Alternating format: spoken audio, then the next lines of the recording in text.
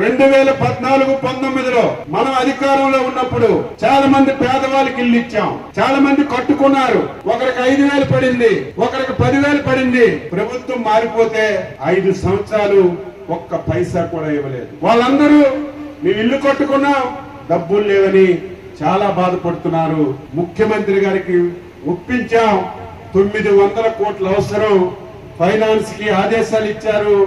వీలైనంత తొందరగా 2014-19లో ఎవరైతే ఇల్లు కట్టుకొని బిల్లు రాలేదో వాళ్ళందరికీ బిల్లు ఇచ్చే కార్యక్రమం చేస్తున్నాం.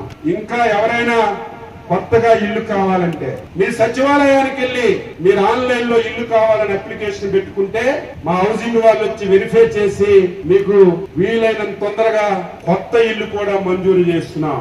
రేపు 2029 నాటికి ఈ రాష్ట్రంలో 18 లక్షల ఇల్లు కట్టి ఇల్లు లేని పేదవాడు ఎక్కడా ఉండకూడదని చంద్రబాబు నాయుడు గారు ఒక దృఢ సంకల్పంతో పనిచేస్తున్నారని, దానికి మీరందరూ ఉపయోగించుకోవాలని ఈ సందర్భంగా మీ అందరికీ తెలియజేస్తున్నాను.